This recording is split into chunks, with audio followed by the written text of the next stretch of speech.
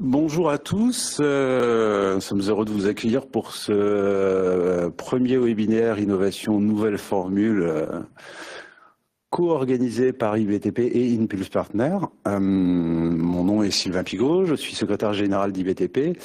Et si l'Assemblée légitime à IBTP de participer et de co-organiser ce séminaire Innovation, c'est que IBTP est aujourd'hui la plateforme de services numériques pour les adhérents de la Fédération française du bâtiment et ceux de la Fédération nationale des travaux publics.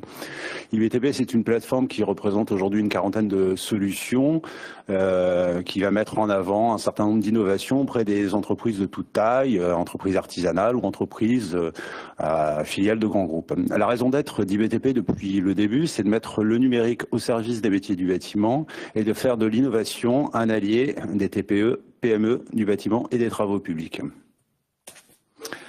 En organisant aux côtés d'Impulse Partner ces webinaires innovation, IBTP a souhaité mettre en place des rendez-vous réguliers qui s'inscrivent dans votre quotidien avec toutes les entreprises sur les enjeux de l'innovation dans le secteur de la construction et du bâtiment. Chaque thématique sera l'occasion de découvrir de nouvelles solutions, des nouveaux acteurs sur le monde du numérique. Aujourd'hui, nous aurons 4 startups qui présenteront en détail ce qu'elles font. Et pour avoir un suivi sur ces différents webinaires, une communication régulière, notamment au travers du newsletter qui vous tiendra informé, relaiera les sujets traités afin de permettre à chacun de bénéficier de toute cette information nécessaire pour faire face aux défis technologiques. En fin de ce webinaire, on vous donnera un ensemble d'informations pour justement continuer à bénéficier de cette information ou nous écrire. Donc je vous remercie encore de votre participation et je laisse la parole.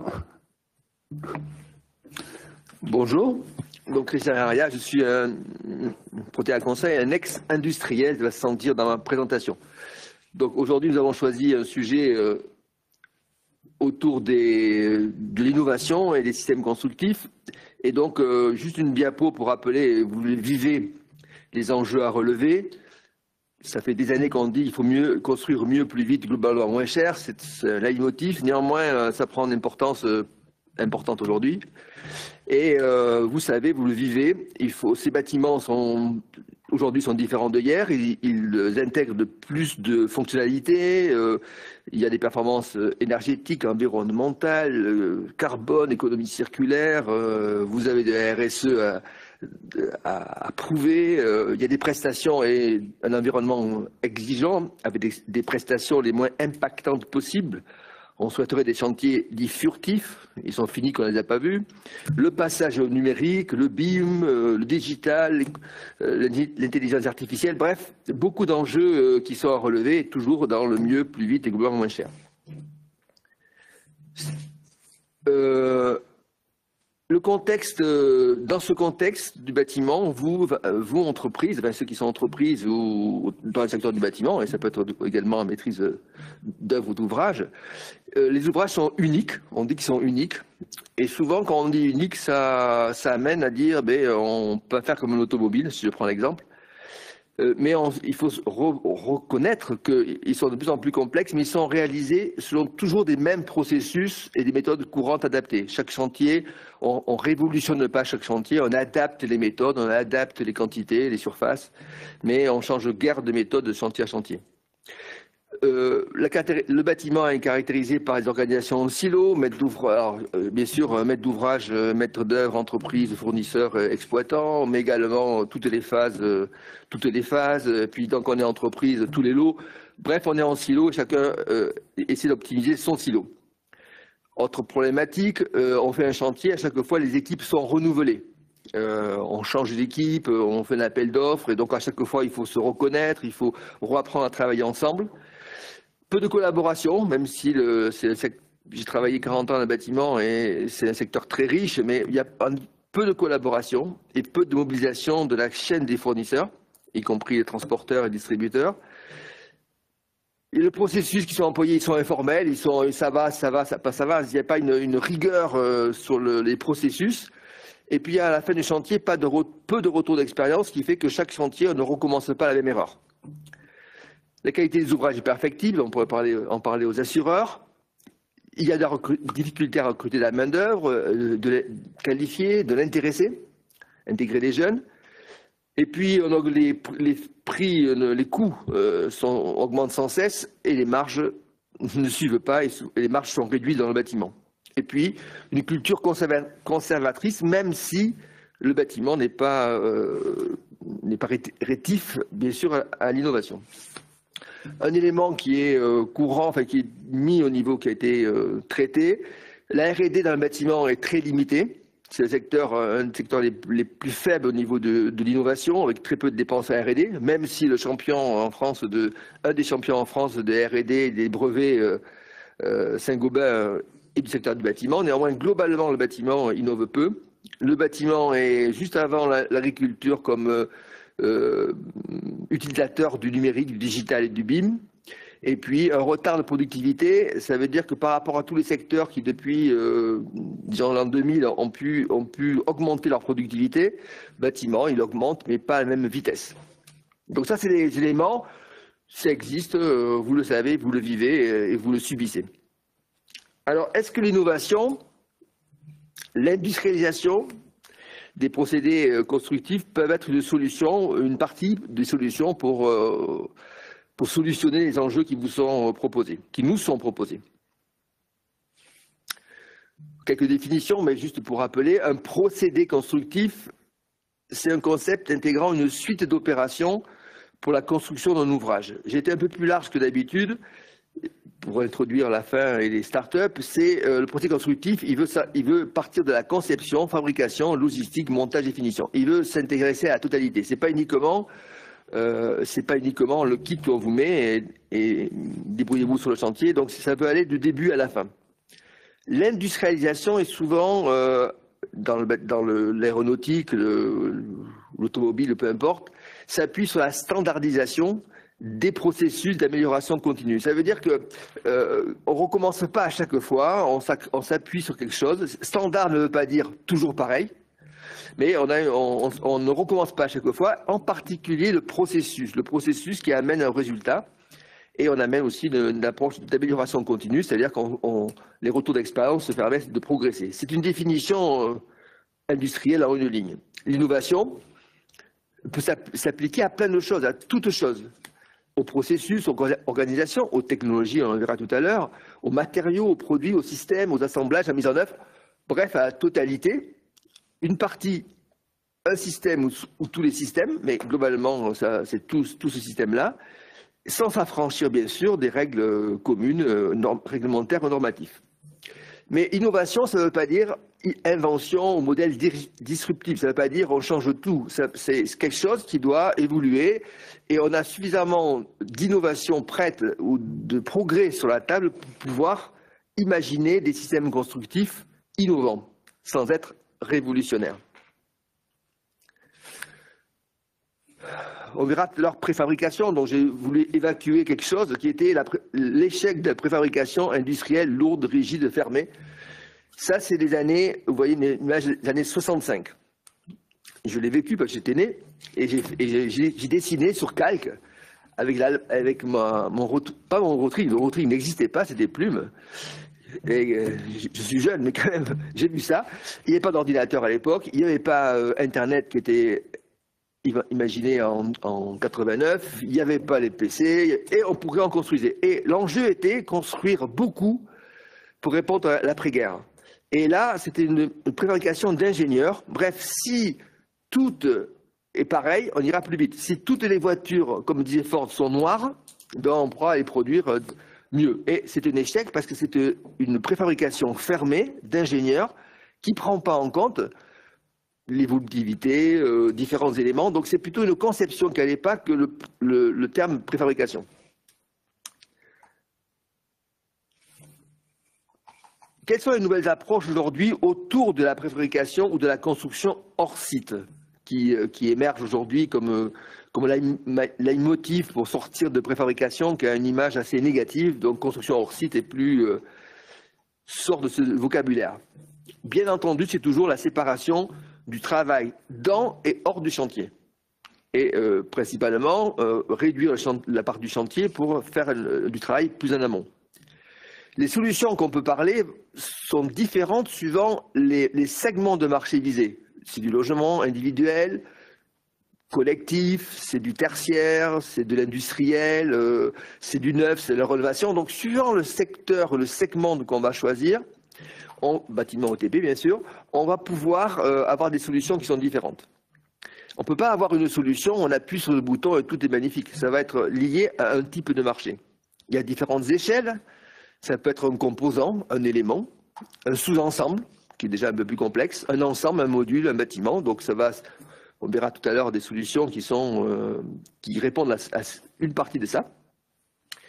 Une des caractéristiques, c'est également le niveau de standardisation, de modularité, d'adaptabilité et d'intégration en TCE. Est-ce qu'on va sur quelque chose qui se finit sur chantier, qui est fini en usine, qui est monté en 2D, qui est monté en 3D, qui est standard, on peut pas il n'est pas modulaire. Donc, suivant la solution, ça va, cette nuance-là va faire la particularité de la solution. La capacité de conception paramétrique, ça c'est un terme, c'est-à-dire qu'on a des paramètres, ils ne sont pas infinis, mais on peut jouer avec ces paramètres. Par exemple, aujourd'hui, quand vous êtes chez Citroën, on produit une voiture qui a 87 options. Donc les solutions sont infinies, la combinaison de 87 options, mais c'est 87 options, c'est pas 88, c'est 87 options. Les matériaux utilisés, on n'exclut rien, bois, béton, acier, biosourcé, c'est le bon produit, le bon matériau au bon endroit. Il n'y a pas de culture à avoir sur un élément, chacun a des solutions. Les performances, on vise des performances structurelles, énergétiques, thermiques, phoniques, carbone, c'est l'actualité, feu, etc. Donc ceci amène une orientation, un choix des solutions. Une conception qui est également paramétrique, un niveau d'industrialisation, jusqu'à où on va, dans le processus, dans les robots, dans la fabrication, dans les outils, dans la conception, et puis également quel niveau d'outils on utilise. Donc vous avez ici un ensemble d'approches qui, combinées, peuvent arriver à des solutions qui sont différentes et spécifiques pour répondre à un marché. J'en cite quelques-unes, quelques photos pour vous. Ici, un produit qui est sorti dans les années 2000, donc nous sommes à une vingtaine d'années. Ces derniers produits de la partie préfabrication industrielle du gros œuvre, c'est les prémurs. Intéressant de dire qu'en 2000, ça venait d'Alsace et d'Allemagne. En 2000, il y avait 200 000 m² par an pour 2 usines. On est aujourd'hui à 4 millions de mètres carrés pour 27 usines. Après un investissement de 500 millions au niveau industriel. On n'a rien sans rien. Également, le déplacement vers la partie industrielle amène des investissements, la recherche de marché, de débouchés et donc du long terme. Ce n'est pas uniquement en bougeant de trucs, il faut investir. Autre chose, là on parle de notre produit, ça s'appelle ça des sous-ensembles. Par exemple, vous avez ici, vous connaissez bien aussi les pieuvres électriques, ça part du numérique. J'ai mis une image du numérique exprès. On utilise les logiciels, on fonction de la norme, on vient définir en réseau, on préfabrique, on lance des fabrications industrielles en bas à gauche, on précable et on livre un produit tout à fait à gauche, qui est industriel. Il s'agit d'un sous-ensemble. Autre partie à droite, il s'agit ici, par exemple, des salles de bain fabriquées. Donc, à partir de 30, on va dire une trentaine de salles de bain, ceci est possible. Donc, il y a une gamme de fabrication. Néanmoins, l'architecte peut choisir son carrelage, ses éléments, et globalement, sous une gamme de production et de conception, on adapte cette salle de bain au cas du chantier et on livre une salle de bain complètement équipée pour éviter que 9 lots rentrent dans 2 mètres carrés ou 4 mètres carrés, pour aller mettre le carrelage, l'électricité, le vie, etc. Et on ferme la porte, et lorsqu'on ouvre la porte, le dossier est fini. Le salle de bain est fini. Donc c'est une autre approche, c'est un sous-ensemble qui amène une dimension industrielle. Vous voyez ici un rôle industriel d'une filiale d'Eiffage, par exemple. Autre élément, à gauche, vous avez un bâtiment qui est entièrement préfabriqué à sec, le Crous de La Rochelle, donc c'est des montages à sec. Également, l'utilisation, vous voyez, de salles de bain préfa, pour faire un chantier je crois que c'est 4 mois, faire un Crous de 4 mois. À droite, vous avez une autre approche qui est, là c'est une approche de Trécobat, de maison bois. Le choix c'est de faire du 2D, c'est pas du 3D, mais là c'est du 2D. Ils choisissent de faire de préfabrication 2D dans un certain niveau de finition, tout n'est pas fini en usine. D'autres, c'est un choix économique, un choix technique, un choix de mise en œuvre. Et donc vous avez une approche industrielle, pareil, vous avez des gammes, vous avez des standardisations, mais par contre, vous adaptez, vous voyez, adaptez votre produit fini au vœu de l'architecte. Autre fabrication hors site, des modulaires. Alors modulaire à gauche parce que vous voulez faire de la surélévation, parce que vous voulez faire également de la rénovation thermique de façade. Donc on peut les faire en préfabriqué. Vous avez également des types de bâtiments tertiaires que fait Cugnot par exemple. Et puis vous avez un chantier célèbre que fait Bouygues à Singapour, où là vous montez des tours entières par rapport à ça. Donc c'est des approches qui sont liées à des types de marchés globalement ou des types de solutions. Qu'est-ce qui est commun à l'ensemble de tous ces éléments-là et qui est enfin commun, oui. Et les avantages, c'est une réduction des délais de construction. Globalement, je parle de construction, puisque effectivement, la conception qui est faite en amont, la fabrication prend du temps. Je parle de sur le chantier, ça prend beaucoup moins de temps. Et lorsqu'on fait des solutions qui sont partielles ou des sous-systèmes partiels, sans faire des solutions complètement finies, globalement, on accélère également le chantier et on a la capacité, on est hors d'eau, hors d'air plus vite, donc on dynamise les corps d'état secondaires. Si on fait une solution qui n'est pas entièrement finie. Hein. Meilleure maîtrise du planning et de l'organisation, parce qu'on ne peut pas faire du modulaire ou du hors-site si on ne maîtrise pas la logistique. Et entre parenthèses, c'est le chemin critique ou le point faible, c'est si on ne livre pas, le chantier n'avance pas. Donc globalement, c'est la maîtrise du planning et de l'organisation et des livraisons est extrêmement importante. Globalement, moins d'aléas, d'erreurs, de reprise de réserve. Le produit, il est livré, il est contrôlé en usine et vous n'avez pas ces éléments-là. Quand vous montez une armoire Ikea, c'est rare qu'il vous manque un boulon ou qu'il y ait une erreur de coupe d'étagère. Moins de personnel sur le chantier, bien entendu, c'est la conséquence puisque le chantier devient un lieu de montage. Amélioration des conditions de travail, c'est moins pénible, c'est un peu plus intéressant, c'est plus valorisant. Voilà, donc c'est une image qui est commune à tous les éléments, à toutes les solutions. Des chantiers propres, moins de nuisances, moins de coups de grue, moins de bruit, moins de poussière, des durées plus courtes. On n'est pas encore au chantier furtif que j'ai évoqué, mais globalement, c'est important. Et si vous prenez par exemple le segment de marché de la surélévation en milieu urbain, il est évident qu'un chantier qui dure moins longtemps est très apprécié. Une qualité supérieure, constante, tracée, garantie. C'est le mode industriel qui permet ça, c'est parce que c'est organisé comme ça, parce qu'il y a des autocontrôles à chaque pas. Et donc, par exemple, un module qui vous est livré, il est contrôlé en usine, il peut être même pré-monté en usine pour savoir s'il se monte bien. Des gains de productivité dans l'acte de construire, c'est certain. Reste à savoir comment on les partage, ces gains de productivité. Donc, qui en profite et qui va pouvoir gagner en efficience. Des coûts globaux maîtrisés, il y a moins de choses, moins d'aléas, donc le coût il est connu, pratiquement connu, il est connu et maîtrisé dès le début du chantier. Et l'économie d'échelle, puisque chaque chantier étant différent, 10 chantiers on peut faire l'économie d'échelle, donc si le marché est suffisamment dense dans le secteur de chalandise, on pourrait dire, de l'usine, alors on a une économie d'échelle qui se répartit ou qui s'amortit sur plusieurs chantiers. Donc ça, c'est l'avantage de la préfabrication ou du hors-site. Mais cet élément-là change si du moins on passe d'une préfabrication, on préfabrique un balcon par exemple ou un escalier, ça ne demande pas ce que je vais vous dire. Mais si on commence à vouloir préfabriquer un sous-ensemble, par exemple une salle de bain, une structure, un module, ça va changer beaucoup de choses. D'abord, le changement d'organisation. On ne sait pas la même organisation. Il ne s'agit pas, la préfa peut pas arriver, la préfa ou le hors-site peut pas arriver, le chantier dans le démarré, la conception a démarré, et si on faisait une variante en préfa, on peut le faire, mais c'est pas ça, c'est pas le gain maximum. C'est lorsqu'on pense la préfa depuis le début. Ça veut dire qu'il faut avoir une approche globale. On pense à l'approche globale, on parle de coût global. Il faut également avoir une approche d'intégration verticale, c'est-à-dire on sort de chaque lot. Il faut voir une vision globale, une optimisation globale, et le faire en mode collaboratif, en partenariat avec tout le monde, avec les industriels, les distributeurs, les transporteurs. Globalement, c'est une approche qui se veut virtueuse et qui se veut collaborative. Et ça, depuis le début du chantier, depuis le premier coup de crayon. Et ça, c'est une grande modification d'organisation.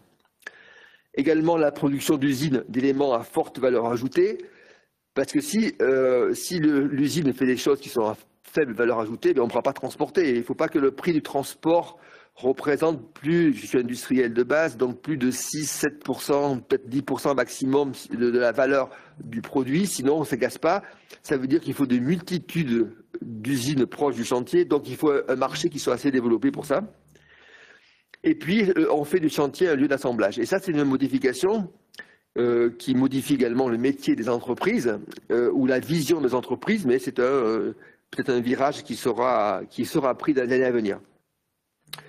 Changement de méthode et de processus. On devient industriel. On a une vision industrielle. Il ne faut pas en avoir peur. La première, des FMA, vous l'avez en anglais, ou en français, conception pour la fabrication et l'assemblage. C'est-à-dire qu'on conçoit pour la fabrication et l'assemblage. Ce n'est pas je conçois, j'étudie, je consulte, je réalise, je variante, je réalise, j'ai la fin. Non, on pense l'assemblage à la fin et on remonte. Exemple, une voiture, on va faire venir le garagiste pour dire, il a la seule option à dire, il va dire par exemple, il me manque 3 cm pour enlever la batterie. Donc quelque part, on va travailler pour donner 3 cm de plus pour que l'entretien se fasse plus facilement. Il fait partie de l'équipe de conception. Donc ça, on pense à l'assemblage au début de la conception, et non pas on se débrouillera sur le chantier. Changement avec la standardisation des processus des composants. Les processus, c'est la façon de pouvoir, de la conception jusqu'à la remise des clés, et ce processus, il est standardisé, il est tracé, il est défini, il est connu, il est maîtrisé. Et également des composants qu'on emploie. On emploie à chaque fois, on emploie des composants qui sont, ou des outils qui sont identifiés et connus. Le numérique et le BIM, du début à la fin. Numérique, digital et BIM, c'est des choses différentes, mais du début à la fin, qui trace, qui monte, qui partage, et le BIM dans l'aspect collaboratif, bien entendu. Des méthodes industrielles, d'engineering, de système, de progrès continu, ce sont des termes qui sont connus dans l'industrie. Progrès continu, c'est qu'à chaque fois, on fait le REX, on définit ce qui n'a pas marché, on définit ce qu'il faut faire la fois prochaine, et on progresse pas à pas pour aller vers quelque chose de plus parfait.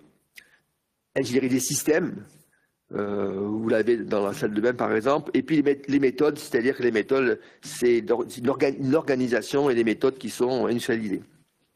Également le lean construction, le lean management, c'est-à-dire que c'est l'économie, la recherche d'économie maximum de partout, dans toutes les phases de réalisation, pas uniquement sur la phase chantier. Il y aura la phase chantier lean construction, mais toute la phase industrielle également, avec la remontée des informations, la recherche avec les compagnons de la meilleure solution pour faire. Et puis l'élément que j'ai mis à la fin, mais qui est extrêmement important, ce design, c'est la logistique, c'est-à-dire comment on pense à la logistique. Et quand on fait des modules, par exemple, il est impossible de dire que la surélévation, vous avez fabriqué les 82 modules, ils sont sur stock, et quand ils sont sur stock, vous les livrez. Vous n'aurez jamais la place de stocker. Donc ça veut dire que vous êtes en train de produire le produit qui va se mettre en place dans 12 jours et 2 heures. Donc quelque part, tout ça, ça amène une logistique, une approche logistique extrêmement pointue. Et puis également une approche en coût global. Il ne s'agit pas de regarder le prix, bien sûr le prix de chaque élément, mais c'est l'approche globale, le partage des coûts. Donc c'est une approche qui est nouvelle et qui casse un petit peu les codes de ce qu'on a aujourd'hui et qui peut casser également certains métiers, il faut se l'avouer. Mais tout ça c'est beau, est-ce que ceci pourrait amener à gagner de la productivité qu'on cherche évoquée depuis les enjeux de tout à l'heure? On rencontre plein de choses. On va rencontrer des freins et des difficultés. Le premier, c'est culturel avec le facteur humain. Le secteur du bâtiment et du TP existe. Et globalement, on part avec une vision, mauvaise perception de la préfabrication lourde du passé. Et il faut changer. Et le changement, c'est le frein au changement qu'on a. Et donc, le facteur culturel humain est le premier élément Le deuxième, c'est un frein organisationnel. on est habitué à une conception qui est un petit peu évolutive. On peut même avoir les demandes d'acquéreurs juste avant de donner la clé, etc. Là, il s'agit d'une conception qui est plus figée en amont. Lorsqu'on va livrer ce module, s'il est fini, on peut pas, la veille au lendemain changer les choses. Et quelque part, donc on fige un petit peu les éléments, mais on a aussi le bénéfice de pouvoir avoir des gains de productivité derrière. Hein. On déplace les flux de trésorerie et de coûts vers l'amont. Et on intègre plusieurs lots. Dans une usine de préfab en finition, vous avez une trentaine, une quarantaine de métiers qui sont intégrés. Donc, quelque part, on déplace les coûts et il y a un problème de trésorerie également, puisque lorsqu'on stocke les 20 ou les 10 ou les 15 modules, on a dégagé beaucoup d'argent sur le sujet. Il y a également il y a un faible nombre de fournisseurs de modulaires. Donc c'est parce que c'est la poule et l'œuf. Hein, il faut trouver le marché, développer le marché, et donc il y a aujourd'hui une assez faible. Mais si les solutions sont fiables et s'ils sont rentables, ça va se développer. Tout à l'heure, j'ai pris l'exemple des Prémur. 20 ans pour passer de 200 000 à 4 millions de mètres carrés. Bon, mais il faut du temps pour arriver à ça. Il faut de l'argent, mais il faut du temps. Les freins techniques, rapidement, certes, on respecte les normes et les réglementations, mais on est borderline, donc quelque part, il faut des avis techniques, des brevets, donc il y a des freins techniques, c'est un peu long quelquefois à avoir ça, souvent long. On augmente un petit peu la hauteur des bâtiments à cause des empilages, donc il y a il peut y avoir des problèmes aussi réglementaires. Il y a des interfaces. Sur site, hors site, qu'est-ce qui se passe sur le site et hors site qui sont aussi des freins techniques. Et puis l'aspect économique et financier, le niveau d'investissement. Tout à l'heure j'ai dit 500 millions pour un produit, donc il faut du temps, il faut de l'argent, il faut un marché, il faut une rentabilité, il faut prendre des risques. Ça va dépendre de la taille du marché qu'on peut développer. Et puis aujourd'hui, en natif, au début, les produits sont souvent plus chers, vus plus chers, puisqu'on aborde rarement le prix global. Par exemple, quel est le prix global de ne pas d'aller plus vite et de faire moins d'embouteillage dans la ville, de pouvoir faire un chantier qui gagne 4 mois, l'économie globale. Donc ça peut être vu en frontal un peu plus cher et il faut aller chercher le prix global. Donc tout ça sont des vraies difficultés qui amènent à savoir peut-être que la solution, est-ce que les solutions de hors-site vont émerger ou pas émerger. Mais elles sont certainement innovantes et elles commencent à se développer monde entier. Pas une conclusion, mais juste un petit peu une synthèse un petit peu de ça. La préfabrication hors site sont des éléments, ce n'est pas les éléments. On aimerait dans un bâtiment trouver une solution, on appuie sur le bouton, on gagne. Non, il faut différents éléments. Et ces éléments, ça marche si on est associé à de l'industrialisation à la fois des processus de construction, des productions, mais également on intègre le numérique, le BIM, la logistique, le Lean. Donc tout ça peut amener à l'augmentation sensible de la productivité. Et tout ça, ça existe sur la table. Le bâtiment, qui est en retard sur ma deuxième diapo tout à l'heure sur la partie R&D numérique et industrialisation ou productivité, a la chance d'être en retard. Toutes ces solutions ont été développées dans les 20 dernières années par la partie industrielle. Tout ça maintenant est maîtrisé, est tracé, est numérisé. Je ne sais pas si BTP a tout ça, mais globalement, tout ça amène à dire qu'on n'a pas à réinventer. Il s'agit d'appliquer tout ça. Et puis, mais néanmoins, tout ça, c'est pas une idée nouvelle. Dès l'après-guerre, ou même entre les deux guerres, ça a été souhaité de pouvoir adosser le bâtiment à des visions industrielles. Ça a été fait par vagues successives, entre les deux guerres, après la guerre. Et donc, la question se pose, est-ce que je vous dis là, est-ce que ça a marché ou pas? Est-ce que c'est une nouvelle vague? Est-ce que ça a été le véritable début de l'industrialisation de la construction? Mais je ne peux pas vous dire. Néanmoins, il s'agit de parler d'innovation et dans toute innovation, tout ne marche pas tout de suite. J'espère que pour les startups qui vont arriver derrière, ça sera le cas pour elles, mais globalement, c'est le temps qui va nous le dire. Voilà, merci à vous.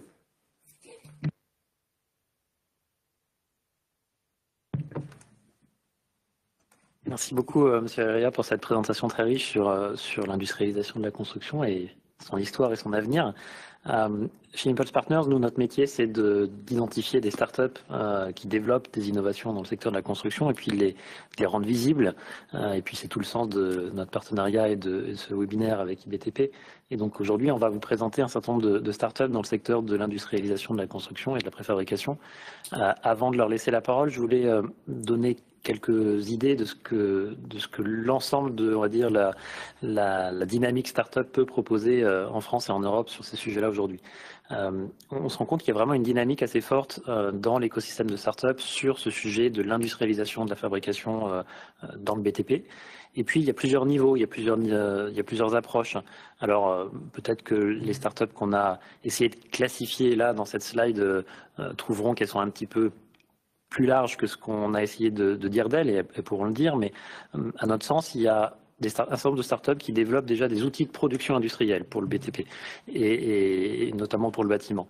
Et ça, c'est quelque sorte une sorte de première étape en vue de l'industrialisation, c'est d'avoir des outils de fabrication, des outils de production qui soient adaptés à l'industrialisation, donc notamment robotisés. Alors on a là tout le champ de l'impression 3D et on en parlera juste après. Mais on a aussi des startups qui développent de la robotisation dans, par exemple, la fabrication des armatures, dans le béton armé, comment souder de façon automatique des armatures complexes. Et puis, on ne l'a pas mis sur la slide parce que ce n'est pas à proprement parler de la préfabrication, mais on a aussi tout un tas de solutions industrialisées et robotisées dans le second œuvre. On a des robots peintres, on a des robots carreleurs, on a vraiment des solutions, une profusion de solutions qui s'appuient sur le digital et la robotique pour industrialiser la production sur les chantiers. Ça, c'est la première brique. Une fois qu'on a des outils de production numériques et industriels, on peut aussi penser des procédés constructifs qui sont adaptés à ces nouveaux outils de production.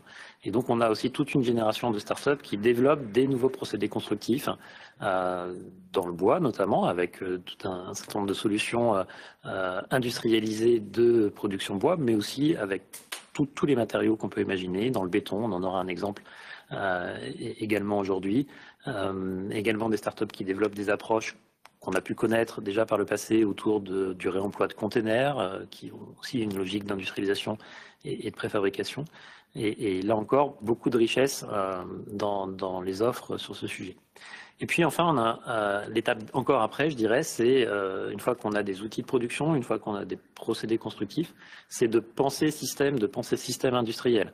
Il y a un exemple assez fameux et qui a fait l'actualité ces dernières semaines, c'est la start-up américaine Catera qui essayait de se positionner dans cette logique-là, de vraiment totalement industrialiser une filière et de prendre de A à Z la construction et le chantier de construction comme un process industriel. Alors, il y a aussi des startups qui développent cette perspective-là en Europe avec probablement un peu moins de moyens financiers et on espère pour eux que ça leur réussira davantage parce que des fois, avoir beaucoup d'argent, c'est pas gage de succès. Mais en tout cas, cette approche de système industriel, c'est de se dire qu'il ne suffit pas forcément d'avoir un procédé constructif innovant ou d'avoir des outils de production innovants. Il faut aussi mettre en lien une supply chain, des fournisseurs et un certain nombre de réseaux d'acteurs qui font que l'ensemble du projet de construction est traité de façon industrielle. Alors, on peut, probablement beaucoup d'entre vous qui nous écoutez, vous demandez finalement qu'est-ce que ça change pour nous, PME, TPE du bâtiment aujourd'hui. Est-ce que c'est vraiment pour nous tout ça? Alors c'est vrai que l'industrialisation, on l'a vu, il y a un enjeu de capital, il faut être capable d'investir dans des outils de production et donc c'est des transitions lourdes. Mais si on prend l'exemple des prémurs dont on a parlé tout à l'heure, le prémur n'a pas fait disparaître le métier de maçon. Donc d'une certaine façon, il a amené les métiers à évoluer, à adopter ces nouveaux objets qui apparaissent sur les chantiers, à les intégrer dans leur façon de travailler. Et il y a fort à parier que la plupart des innovations industrielles qui vont venir et dont on va parler aujourd'hui auront de la même façon un impact sur tous vos métiers sans forcément être un enjeu de disparition ou de changement radical de l'ensemble de vos métiers. Et puis malgré tout, on peut aussi dire que certaines de ces innovations qui restent à développer peuvent aussi être le fait de PME traditionnelles aujourd'hui. Je pense notamment dans le secteur de la construction bois où on voit des dynamiques très intéressantes de PME qui se rassemblent, qui s'associent pour adresser ce challenge, on va dire, de l'intensité capitalistique de l'industrialisation et qui proposent ensemble des innovations sur les marchés. Donc finalement, on voit que c'est tout ce qu'on va vous montrer aujourd'hui et même au-delà de ça, tout ce qui est dans cette dynamique en plein essor de l'industrialisation dans le bâtiment, ça concerne aussi les PME, ça concerne aussi les TPE, ne serait-ce que parce que vous allez demain travailler avec de tels objets sur vos chantiers et avec des entreprises partenaires qui ne seront pas tout à fait de la même nature que celles avec lesquelles vous travaillez aujourd'hui. Alors, on va en venir aux startups qui vont vous être présentées aujourd'hui. Il y a 4 entreprises qui vont pitcher leur développement, leur offre, leurs solutions devant vous. La première, Xtree, qui va nous parler d'impression 3D béton et d'impression grande dimension. Hein. Donc, on ne parle pas de l'imprimante 3D qui est posée sur un bureau et qui permet de faire des petits objets en plastique. Là, c'est vraiment, vous le verrez, la capacité d'imprimer des grands composants en béton ou d'autres matériaux pour la construction. On écoutera Corner également qui nous parlera de construction en panneaux de bois et avec une approche très intéressante là sur un système constructif de type kit modulaire, facile à assembler et ils nous présenteront leurs solutions. Et puis la construction modulaire, on pense assez souvent au bois, mais ce n'est pas que le bois. On aura aussi Cubicom qui nous parlera d'habitat modulaire en béton. Donc vraiment la richesse des matériaux sera tout à fait illustrée. Et puis on terminera avec Vestac qui nous présentera leur ambition sur le développement d'un système totalement industrialisé dans le secteur de la construction en France. Bonjour à toutes et tous. Donc, je suis Guillaume Argilier, je suis le cofondateur de Corner. Donc on va passer directement à la première slide, Marion. Donc Corner est une start-up qui a une seule mission. Nous sommes une entreprise à mission. Et notre objectif, c'est tout simplement de proposer la méthode la plus simple, rapide, abordable pour construire des bâtiments bas carbone. Alors cette méthode, elle va s'appuyer sur 5 piliers. Alors naturellement, en premier lieu, de construire bas carbone par l'utilisation principale de bois et de matériaux biosourcés et par une conception de chaque sous-ensemble de notre système modulaire conçu pour répondre aux normes E+C- et être prêt pour la RE 2020. Le deuxième pilier de la méthode Corner, c'est d'être une méthode préfabriquée extrêmement flexible. Ça a été évoqué dans la présentation précédente. L'enjeu ici, c'est de standardiser uniquement les composants et les process et de ne pas standardiser l'architecture des bâtiments, ce qui était un des principaux repoussoirs de la préfabrication. Donc on a conçu un système qui permet à partir de composants standardisés de réaliser des possibilités architecturales virtuellement illimitées dans leur combinaison. Le troisième pilier de la méthode Corner, c'est d'être une méthode constructive agile, grâce à une plateforme numérique dont je vais vous reparler dans quelques secondes, mais qui va permettre d'itérer avec toutes les parties prenantes du projet, maître d'ouvrage, concepteur et les contractants, direct de la conception jusqu'à la réception de l'ouvrage. Le quatrième pilier, c'est d'être une méthode 100% hors site. Et pour autant, on ne va pas faire du modulaire 3D, on va faire du modulaire 2D à partir de panneaux, donc prémurs et des panneaux horizontaux, qui vont être en revanche complètement finis hors du chantier. Et ça, je vais vous en reparler dans quelques secondes également. Et puis le dernier pilier, pour répondre aux problèmes récurrents de croissance et de décollage et de la lourdeur des investissements dans le monde de la préfabrication, c'est qu'on a conçu dès le début la méthode Corner pour s'appuyer sur un modèle industriel distribué. Je vais vous expliquer un peu plus tard ce que ça veut dire, mais le principe générique, c'est que cette méthode constructive puisse être mise en œuvre très facilement par un réseau d'entreprises de préfabrication locales. Donc cela, je vais vous en reparler un peu plus tard. Alors peut-être qu'on peut avancer à la slide suivante pour entrer un peu dans le vif du sujet. Donc le principe est très simple. Vous allez concevoir en ligne directement sur notre plateforme de conception, dans le navigateur. À partir de là, notre outil va générer automatiquement tous les éléments nécessaires à la préfabrication. Et donc ça va être des éléments 2D, que ce soit les éléments structurels ou tous les éléments d'architecture secondaire, qui vont être préfabriqués intégralement hors site et transportés à plat sur chantier et ensuite s'emboîter comme un jeu de Lego sur le site d'implantation. Et ce qui est remarquable avec Corner, et on va le voir un peu plus en détail dans quelques instants, c'est que les éléments sont tout corps d'état. Donc le principe est très simple. Le principe de Corner est basé sur un principe très simple qui est le voxel, de l'anglais volumic pixel. C'est-à-dire qu'en fait, tous les éléments sont basés sur une trame dimensionnelle qui correspond dans le monde physique à 40 cm. Et à partir de là, tous les éléments structurels sont des éléments préfabriqués sur cette trame. Donc tous les murs, tous les planchers, les toitures, les planchers intermédiaires sont tous basés sur cette trame de 40 cm. Et l'ensemble va venir s'emboîter comme un jeu de Lego. Peut-être qu'on peut passer à la diapositive suivante. Donc les éléments structurels, comme je le disais à l'instant, sont préfabriqués à partir de bois et de matériaux biosourcés. Et surtout, l'élément saillant ici, c'est que tous les éléments sont conçus comme des produits finis en atelier, isolés, étanches et prééquipés avec tous les lots techniques intégrés. Alors peut-être qu'on peut passer à la diapositive suivante. Donc je vous donne ici l'exemple d'un complexe de parois verticales, de murs, qui va être composé d'une ossature bois, avec un contreventement qui va nous servir également, donc qui est soit en 3 plis, soit en CLT, c'est-à-dire des matériaux qui vont à la fois servir de voile de contreventement et de finition intérieure. Derrière, on va isoler avec de la laine de bois et on va finir avec pare-pluie et une vêture qui est et n'importe quel type de vêture. Ça peut être aussi bien du bois que des bardages métalliques, que des bardages minéraux, etc., etc. Donc peut-être qu'on peut passer à la diapositive suivante, qui explique ici que ce qu'on voit ici, les petits cubes ici représentent les différentes familles de composants structurels que l'on a développés à Corner. Et donc on a différentes familles de murs, des murs intérieurs-extérieurs, des murs séparateurs. On a différents types de complexes horizontaux évidemment pour les toitures, les dalles basses, les dalles intermédiaires, avec différentes à chaque fois, ces différents types de sandwich qui vont répondre parfaitement à la fonction et aux typologies de bâtiments. En revanche, elles sont toutes conçues sur cette même trame de 40 cm qui les rend toutes compatibles les unes avec les autres. Diapositive suivante. Et là, on va peut-être passer, on peut passer directement. Donc là, c'est une vue en perspective de détail qui montre un peu les principes d'emboîtement. On a conçu tout un système d'emboîtement extrêmement optimisé, comme par exemple ces connecteurs en lami bois qui vont permettre d'emboîter très facilement les éléments entre eux sur chantier pour économiser énormément de temps au moment de l'assemblage des bâtiments. Et là, on voit un détail sur une poutre qui préintègre, comme on le voit ici, la VMC, l'évacuation des eaux pluviales. Donc ça, c'est pour illustrer cette vue-là, illustre comment on traite vraiment chaque élément comme un sous-système, en préintégrant le maximum de choses dans la préfabrication hors site. Peut-être qu'on peut passer derrière à la vidéo. Donc la vidéo commence par montrer déjà notre plateforme de conception.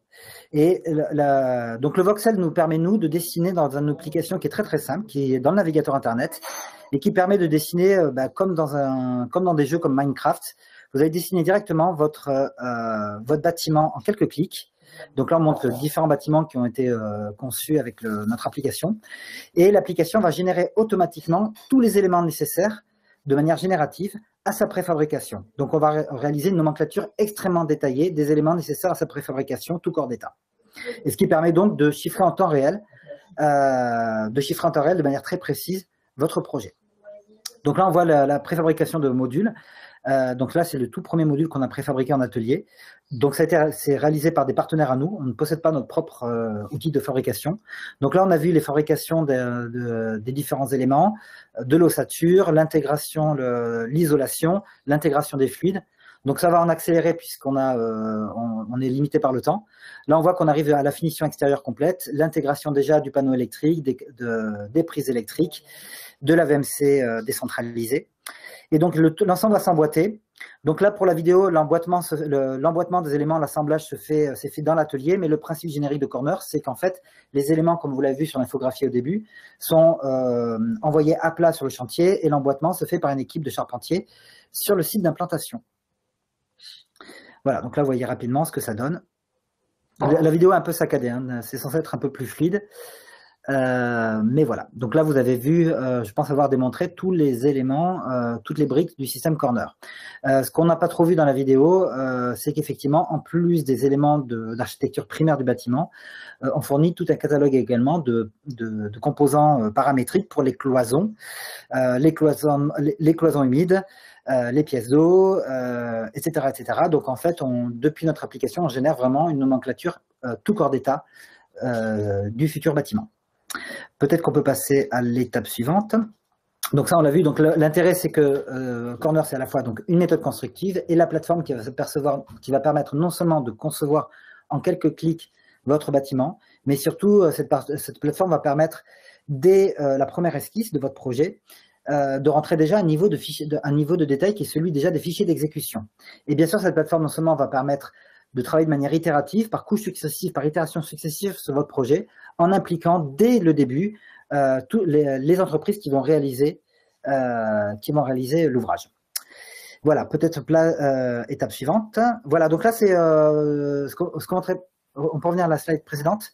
Donc ça, c'est le premier, ce projet-là va être sorti en fin d'année à Bordeaux. C'est pour Aquitanis, qui est le bailleur social de la métropole de Bordeaux. Donc c'est notre premier projet client à proprement parler. On en a une dizaine d'autres qui sont en cours. Donc là, ce sont 2 échoppes sur Pilotis qui sont bien sûr RE 2020 et qui vont être le premier bâtiment frugal bordelais selon le nouveau label qui était le nouveau label de la métropole de Bordeaux. Donc un bâtiment qui est à la fois RE 2020 et extrêmement vertueux puisque le bois est sourcé localement, on utilise que des matériaux biosourcés, c'est un chantier propre, on n'artificialise pas les sols. Bref, c'est un chantier qui correspond aujourd'hui à peu près à tout ce qui est attendu aujourd'hui des maîtres d'ouvrage et des pouvoirs publics en termes de construction vertueuse. On passe peut-être à la dernière slide qui rappelle à peu près, donc qui donne une vue un peu lointaine des projets en cours. Donc aujourd'hui, on adresse essentiellement comme type des projets résidentiels de première et deuxième famille, donc des logements en bande, en hameau, des petits immeubles collectifs. On a un projet qui est en cours, dont le permis est en cours d'instruction, pour un bâtiment ERP de 5 étages qui est hybride, qui utilise du poteau-poutre béton assez traditionnel pour les parties inférieures et en extension au-dessus, 5 petites tours réalisées en corner. Voilà, donc ça donne un aperçu à peu près de ce qu'est Corner. Je crois que j'ai fini ma présentation, j'espère, dans les temps impartis. Merci beaucoup Guillaume, on va passer tout de suite au temps de questions-réponses. N'hésitez pas donc à poser vos questions dans le chat pour qu'on puisse les transférer à Guillaume.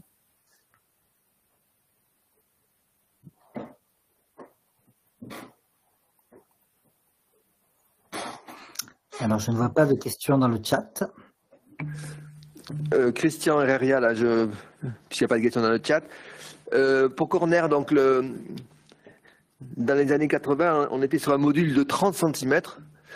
Qui était trop rigide, qui ne marchait pas. Vous avez choisi 40. Quelle est votre démarche qui est réfléchie pour 40 cm? Tout simplement, ça permettait, le voxel de 40 cm permettait à la fois d'avoir des parois verticales très très bien isolées. Donc conforme à la RE 2020, dans 40 cm on rentre, donc si vous voulez aujourd'hui être conforme à RE 2020, vous allez finir de toute façon avec des parois qui vont être probablement entre 35 et 40 cm. Donc 40 cm permettait de finir complètement le mur, d'intégrer directement dans l'atelier tous les corps d'état secondaires, donc tout ce qui était élec, les descentes d'eau pluviale, etc. Et tout en permettant aussi pour les éléments horizontaux d'avoir des portées intéressantes pour notamment permettre de franchir des portées de 4, 6, 8 mètres sans autre point d'appui. Et donc là, c'est une demande qui est assez récurrente chez les maîtres d'ouvrage de faire des volumes capables et donc d'avoir des espaces avec donc des portées assez importantes. Voilà, donc ça permettait, c'était un bon compromis en fait en termes d'harmonisation en fait des parois horizontales et verticales. Merci.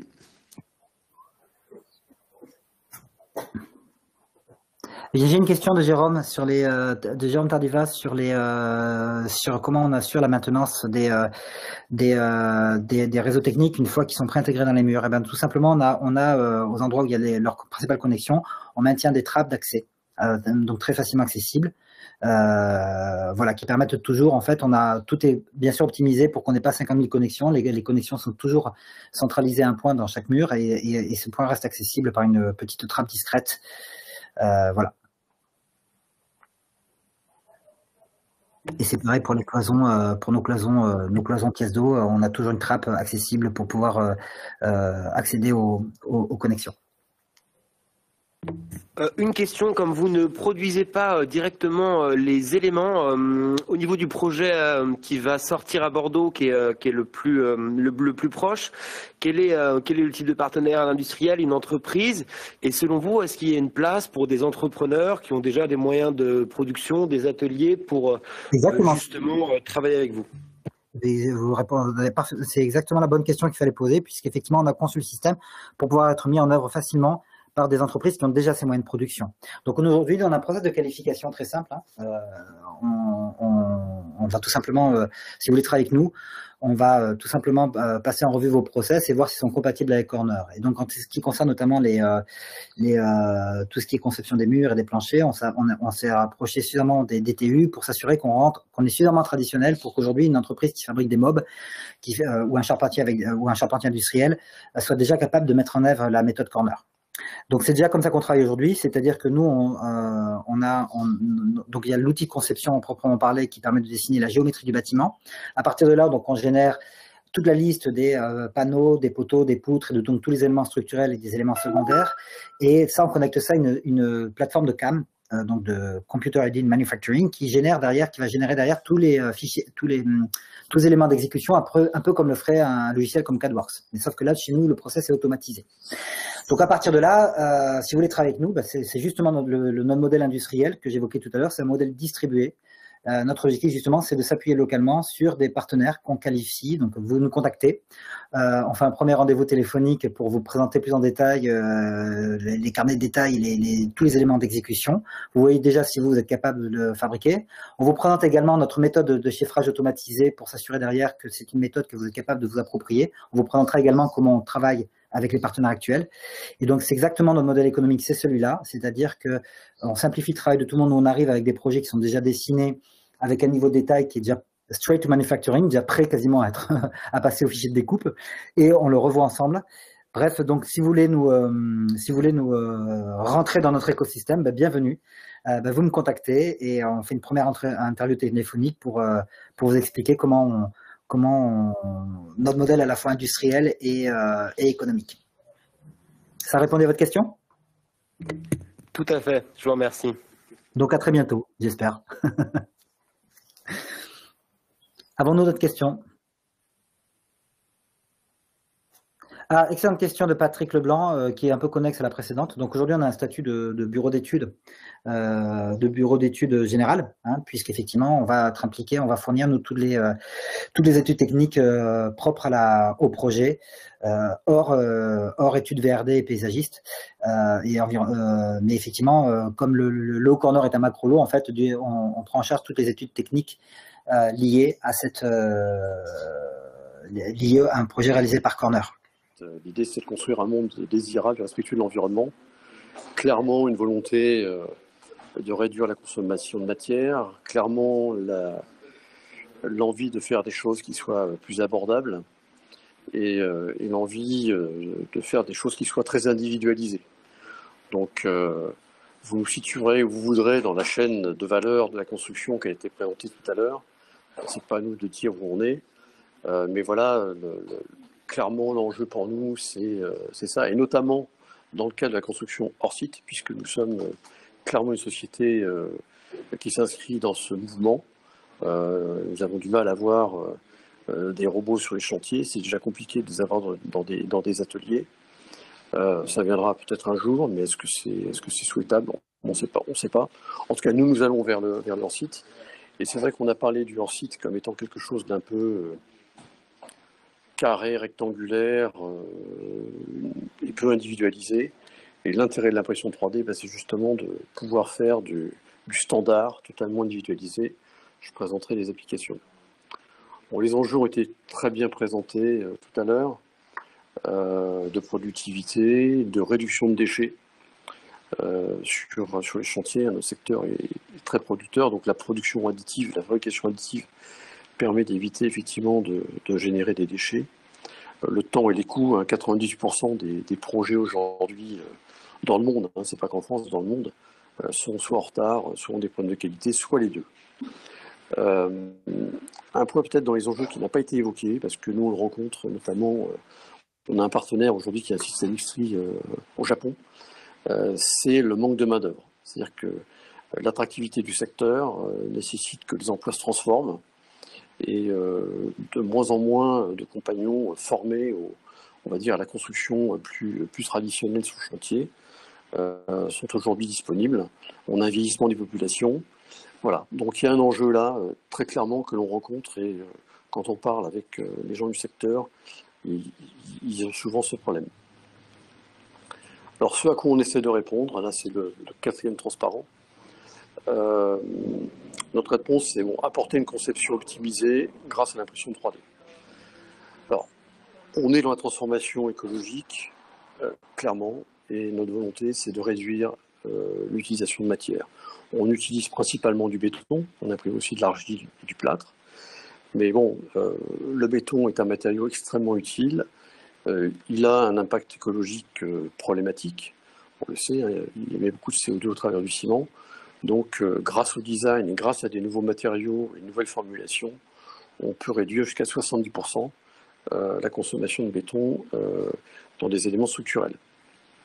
Des structures plus légères, ce qui contribue d'ailleurs à réduire la consommation de matière dans les fondations. Une construction plus rapide. Alors nous, grâce à la conception numérique, on passe plus de temps à concevoir, et puis grâce aussi au fait qu'on produit en atelier et qu'on assemble ensuite sur le chantier. La réduction des coûts. Aujourd'hui, on est effectivement en tangente les coûts du marché avec nos solutions, et on est très très performant sur les solutions très individualisées, parce qu'on va éviter de produire des moules. Et les moules, c'est du temps, c'est de l'argent, c'est des déchets. Et l'idée, c'est de faire des choses sur mesure. Transparent suivant, notre modèle économique. Alors nous, en fait, on est une société qui a développé une technologie brevetée. On a une dizaine de brevets protégés dans le monde, et on a des partenaires qui sont des producteurs un peu partout dans le monde. Donc on commence à avoir aujourd'hui un réseau, un producteur à Dubaï, un au Japon, un aux États-Unis, deuxième commande aux États-Unis, une première commande en Chine, les discussions en Grèce, 3 possibilités en France. Voilà, donc notre modèle, c'est un modèle de production distribuée au plus près du marché, avec des modèles paramétriques que l'on développe dans le cadre de notre Dixtri Studio, et avec nos clients, mais qui peuvent être à disposition des producteurs partout dans le monde. Transparent suivant, sur la technologie elle-même. Donc, nous, on imprime en bicomposant, c'est-à-dire qu'on a développé un système qui ralentit le béton dans le mixeur et l'accélère dans la tête, ce qui permet de réduire très très fortement la quantité de béton utilisé, alors qu'il y a une autre technologie qui est la technologie monocomposant, où on accélère le béton dans le mixeur et on va juste l'extruder avec un tuyau. Et là, on met plus de béton parce que il faut qu'il tienne quand il monte. Donc, pour vous donner un peu des éléments de performance, hein, en 30 minutes, les colonnes à droite qui font 2 mètres sont produites. L'intérêt de la technologie, c'est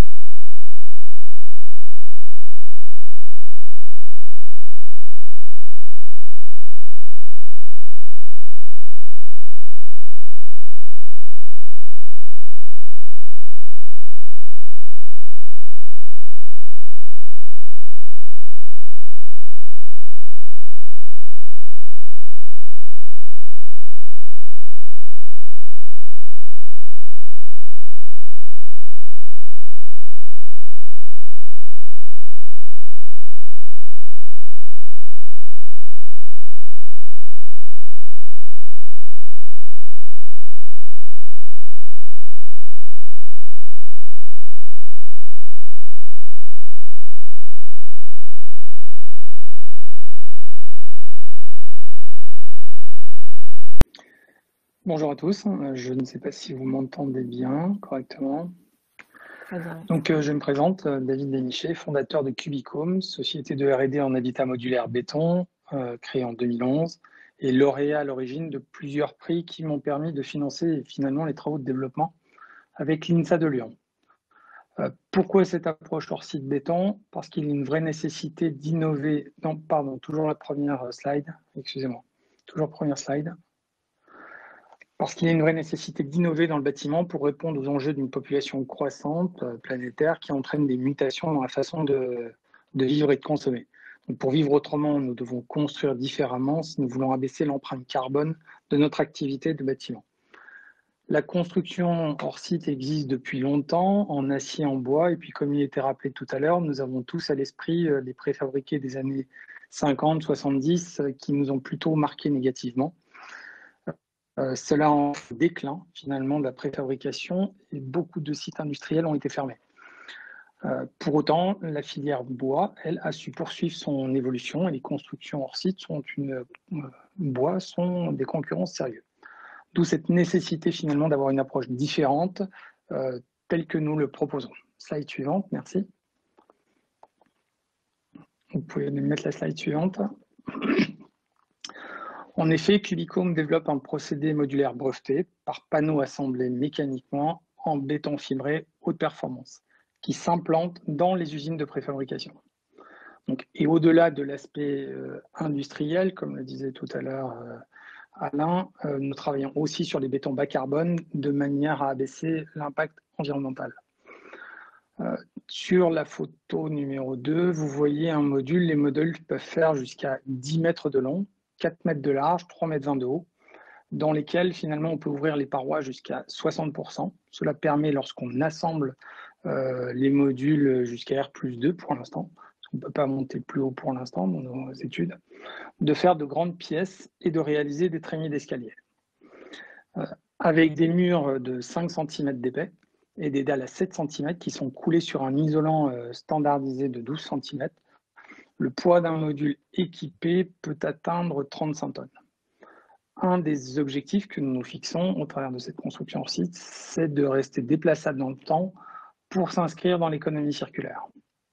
Donc, quelque part, comparativement à la solution traditionnelle, ce procédé possède les atouts de la construction traditionnelle, solidité et durabilité, et les avantages de la construction industrielle, à savoir qualité et performance.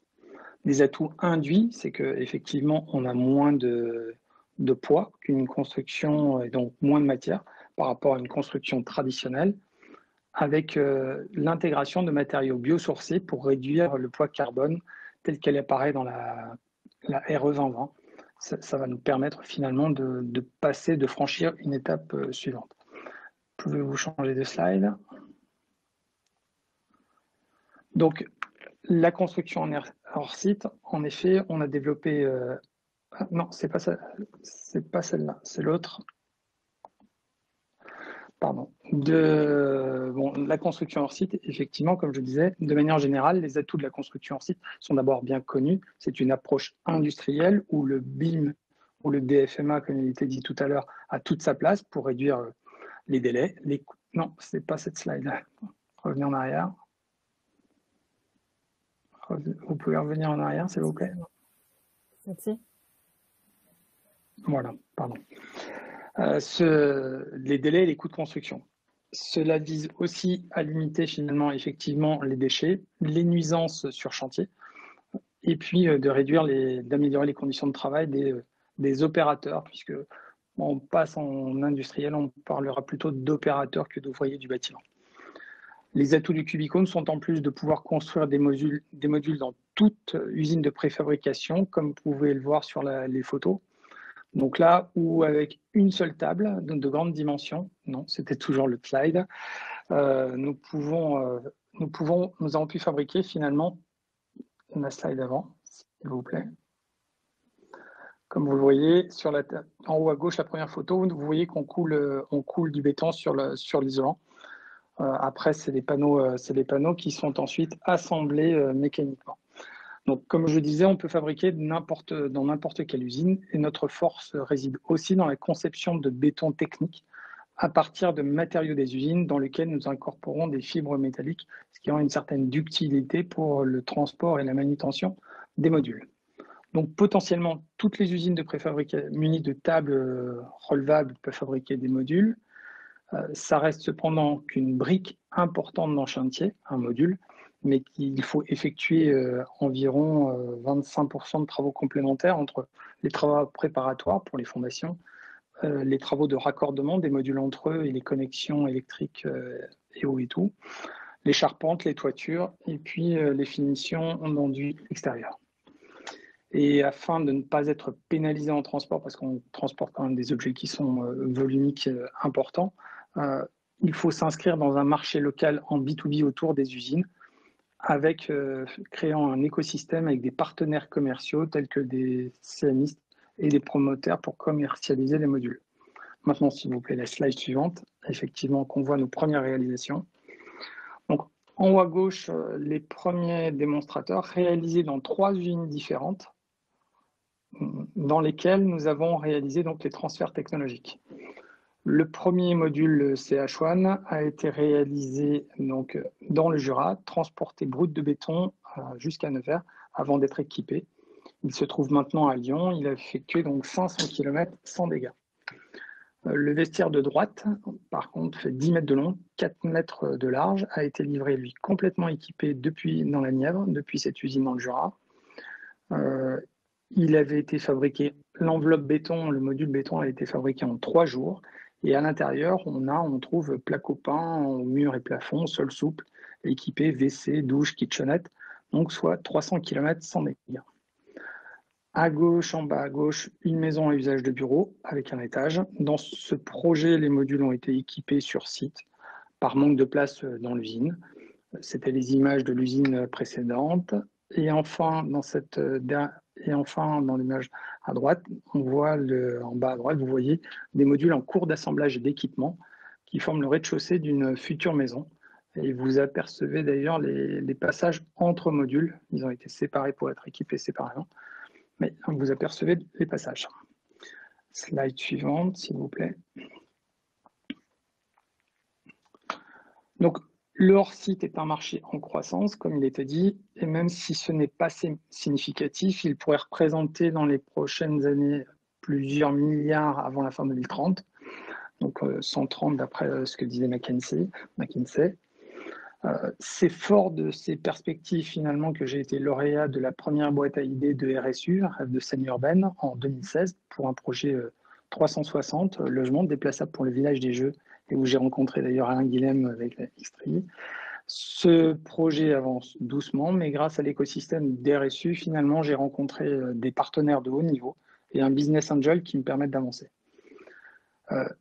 La solution Cubicom finalement a été retenue pour être présentée à la banque intermédiaire de développement à Washington concernant l'Amérique latine et à la Banque mondiale concernant l'Afrique. En effet, certes, il y a un marché en France, mais nous visons surtout la démonstration industrielle du procédé, de sa réplicabilité finalement à l'international.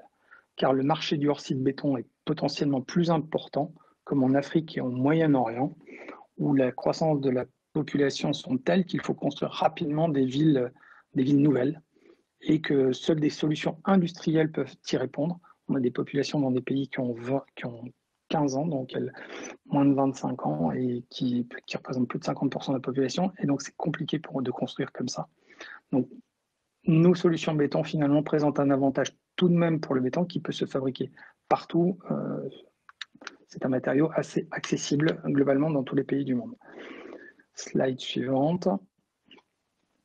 Et je voudrais quand même être, par rapport à tout ce qu'on a vécu, enfin, malgré ce potentiel qui se dessine et qu'on voit bien, il nous a fallu quand même 10 ans pour arriver finalement aux 3 premières commandes dont vous voyez les images et dont les permis de construire sont en cours d'instruction. Nos objectifs sont simples. L'architecture, afin de démontrer que le hors-site béton n'est pas restrictif en termes d'aménagement. L'aspect réglementaire pour assurer les produits et les industriels pour les accompagner au travers de l'assurance. Et l'analyse de cycle de vie afin de démontrer que ce procédé hors-site s'inscrit dans la réduction de l'impact carbone pour le réemploi de modules et la déconstruction. D'autres opérations sont dans les tuyaux en France, mais aussi à l'étranger, avec des projets industriels importants. Et enfin, concernant le prix, c'est délicat de s'avancer car nous n'avons pas d'usine en propre pour mesurer les effets d'échelle, mais le prix des premières approches montre que le prix ne devrait pas être très inférieur à la construction traditionnelle, avec cependant des délais et un rapport qualité-prix de construction et d'exploitation assez incomparable. Je vous remercie et puis j'attends vos questions. Merci de me les lire, s'il vous plaît, parce que je n'accède pas au chat. Très bien, merci beaucoup, David. On va attendre les premières questions. Une première question: avec de tels modules de 10 par 4, quid du gabarit routier? On est tout de suite en transport exceptionnel. Est-ce que c'est un enjeu pour vous, le transport ou la zone de chalandise? Oui, effectivement, on est en catégorie 2 pour le transport. Donc c'est délicat et c'est des demandes d'autorisation de circulation sur les voies sur les routes. Cependant, c'est pour ça que je parlais tout à l'heure de zonage autour de zones de merchandising autour des usines pour limiter justement ces coûts de transport qui peuvent être élevés dans le cadre de transport lointain. J'espère que ça répond à la question. Ça y répond, merci. Y a-t-il d'autres questions?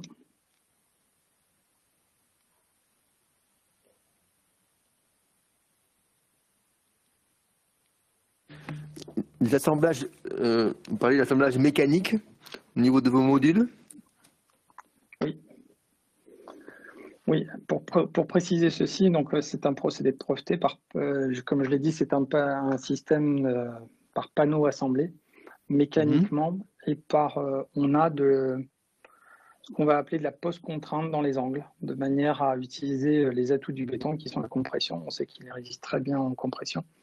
Et donc, on a des points mécaniques d'assemblage périmétriques, périphériques sur tout l'ouvrage, et plus particulièrement dans les angles par de la post-contrainte.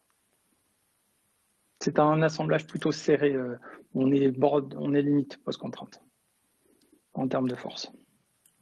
Merci.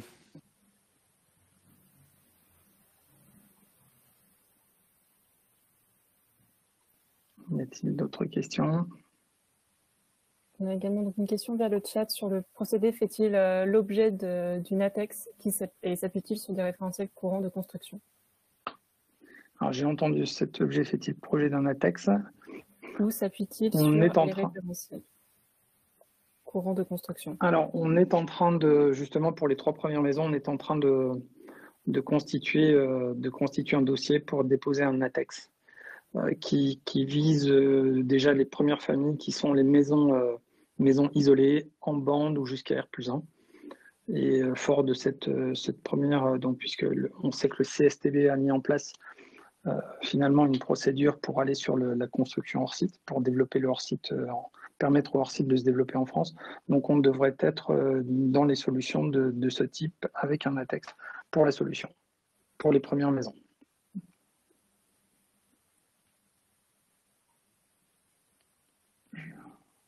Est-ce que ça répond à la question?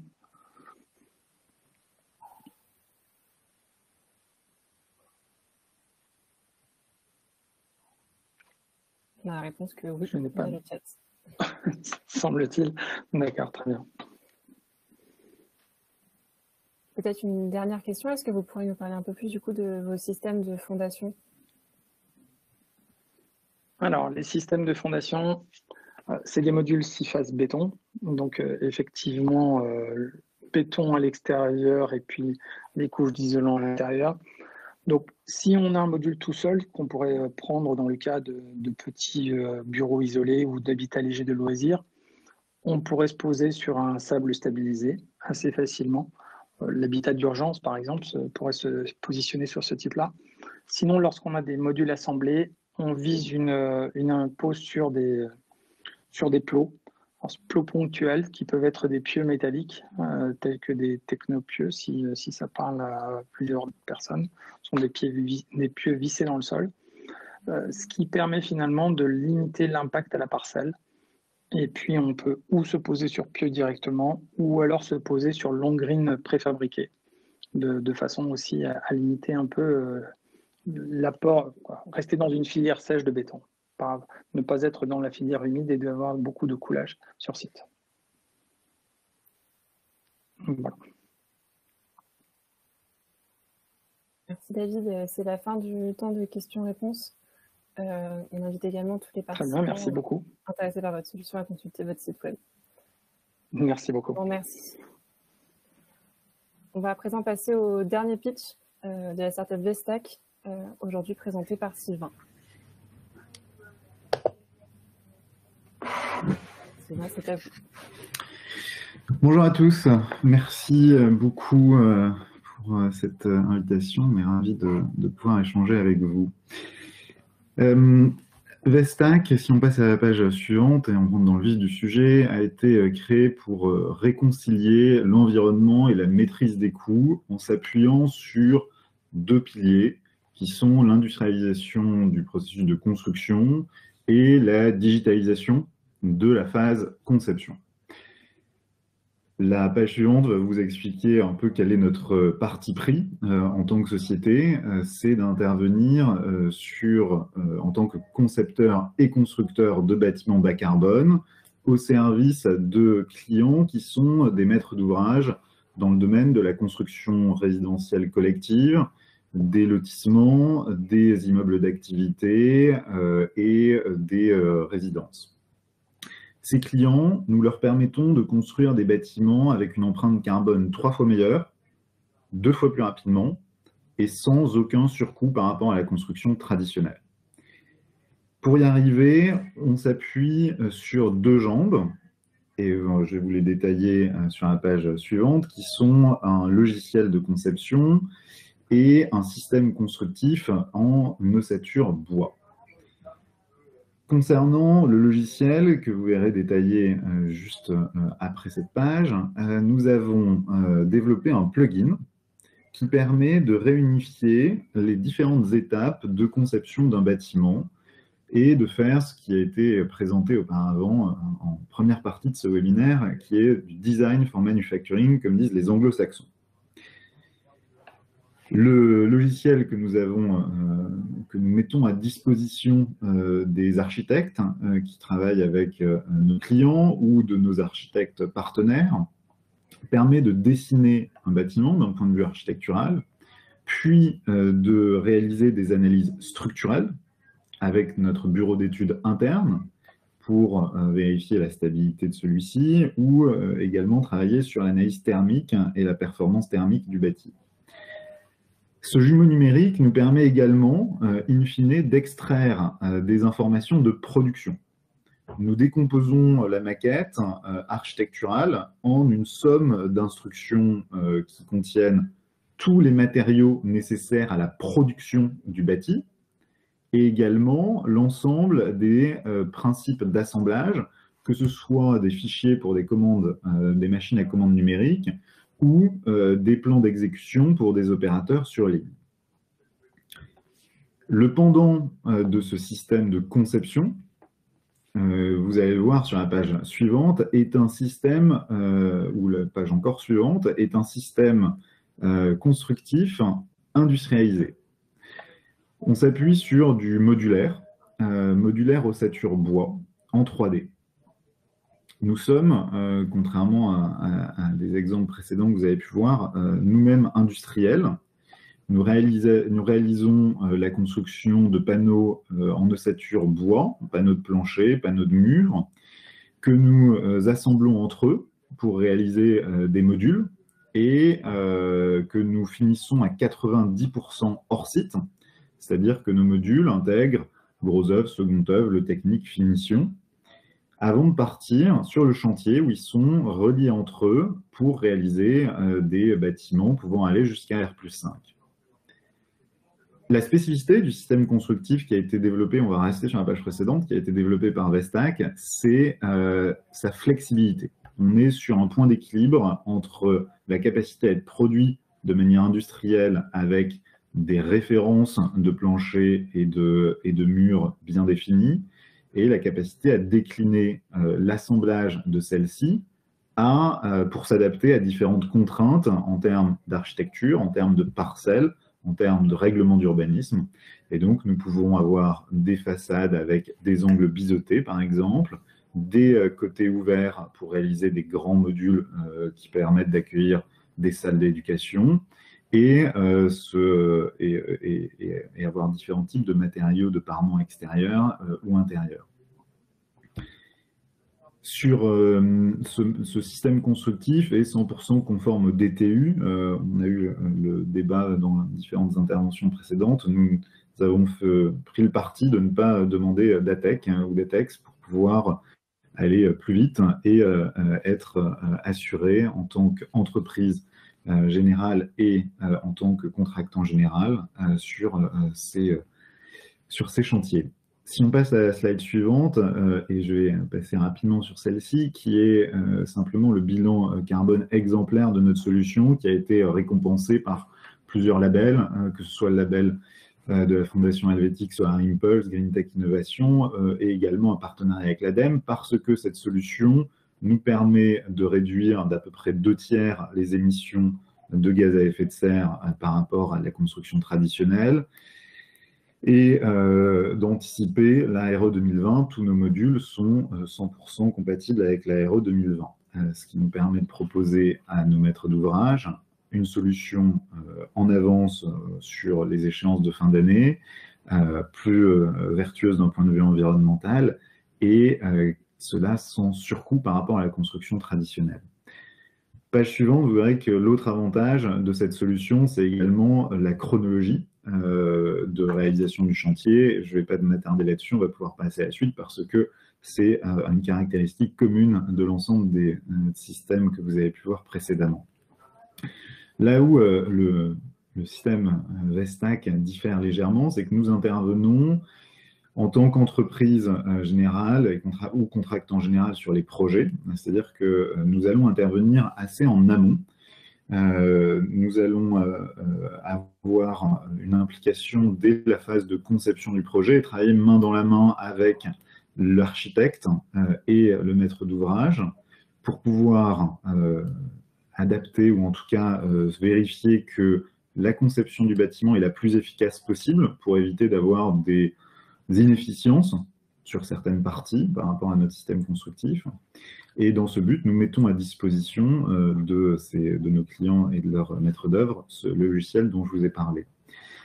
Nous pouvons prendre en charge des prestations de bureau d'études. Nous avons une équipe de 12 personnes en bureau d'études. Ensuite, nous intervenons sur certains lots en tant qu'entreprise, qui sont tous les lots relatifs à la superstructure du bâti. Nous n'intervenons pas sur l'infra ni sur les VRD. Dernière page, c'est notre actualité la plus récente. Nous sommes implantés en Île-de-France. Nous venons d'ouvrir un nouveau site de production dans une zone industrielle à Poincy, à proximité de Meaux, où nous réalisons à partir des fichiers et des plans que je vous ai expliqués les éléments de plancher et de mur pour les clients de Vestac. Voilà, je vais m'arrêter là. Je pense que le temps était imparti. Il était de 7 minutes. Merci beaucoup Sylvain pour cette présentation. On va passer donc sans transition au temps de questions-réponses. Quelle est la limite? Sur combien de niveaux vous proposez vos produits? R+5. R+5, d'accord. R+5, en revanche, l'optimum en termes de coût est de faire du R+3 plus comble. Quel est le type d'assemblage que vous avez pour rester traditionnel? hors ATEX, donc comment vous assemblez vos produits, vos modules sur chantier? Nous, on est sur de l'ossature bois, DTU 31.2. Donc, on est tout à fait classique là-dessus. Ce qu'il faut avoir en tête, et ce qui est important, c'est que l'assemblage sur chantier est très limité, car nous n'avons plus que des raccords de façade à réaliser. Ce qui est particulièrement important, ce sont les interfaces entre lots. Et c'est pour ça que c'est d'autant plus important de pouvoir échanger avec des acteurs du bâtiment, parce que nous sommes souvent dans une approche partenariale.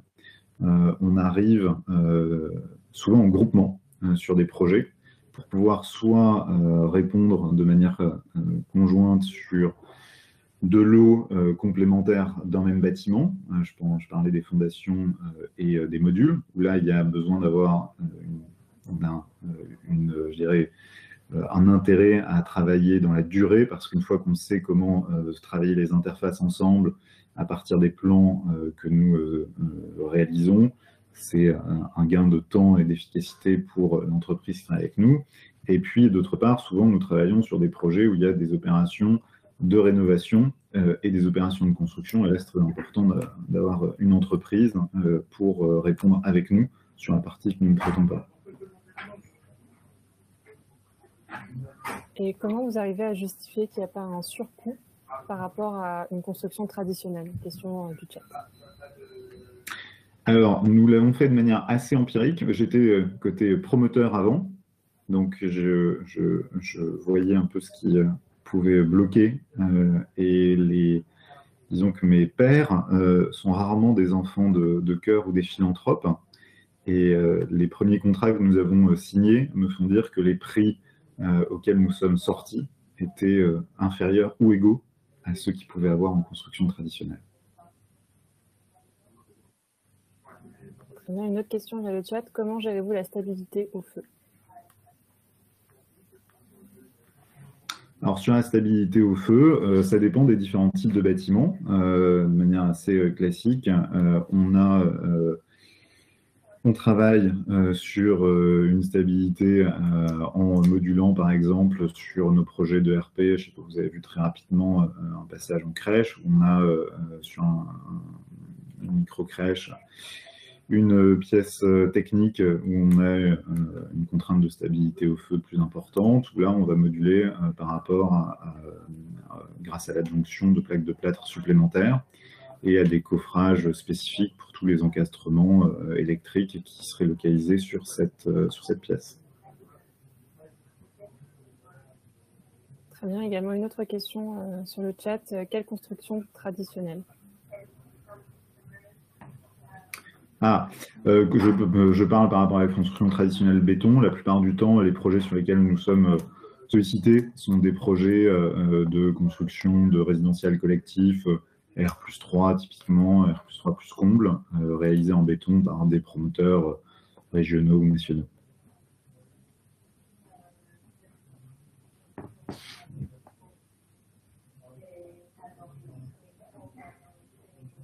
Très bien, s'il n'y a pas d'autres questions, je propose qu'on clôture cette séance de pitch.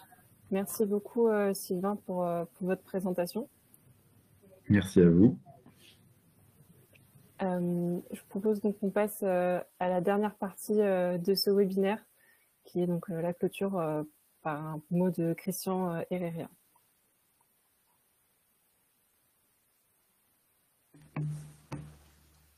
Oui, donc on a vu, merci aux présentations, d'être resté dans le timing. Donc on a vu des réponses aux enjeux communs. Avec des approches différentes. On a vu des approches technologiques, on a vu des approches au niveau modulaire, en 2D, en 3D, totalement fini ou partiellement fini, des matériaux bois, béton. On aurait pu, s'il y avait plus de temps, mettre des solutions métal. Il n'y a aucun problème pour faire des solutions métal. Donc on a vu ces éléments-là. Toutes cherchent de la productivité, associent des solutions industrielles pour la production et des solutions digitales, numériques, BIM pour la conception, plus ou moins modulaires, tout en la solution de qualité. Bien sûr, la rapidité de la mise en œuvre et moins de nuisances, moins de déchets. des réponses environnementales.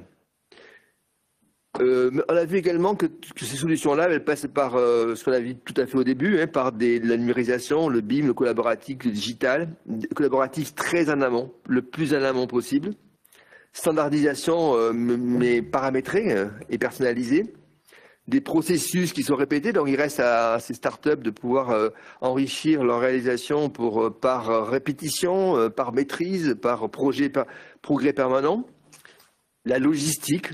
Bien sûr, on a vu les solutions de 10 mètres par 4, mais toutes les solutions ont à bord de la logistique. Et puis, très très important, cette plus forte intégration verticale. Si on veut faire du TCE, il faut le faire globalement avec tout le monde depuis le début. Donc, il reste aux entreprises qui peuvent exploiter ces pistes. Je pense qu'il y a aussi des partenariats. On a vu de la distribution. Donc, c'est intéressant de pouvoir s'intéresser et vous rapprocher de cette société-là.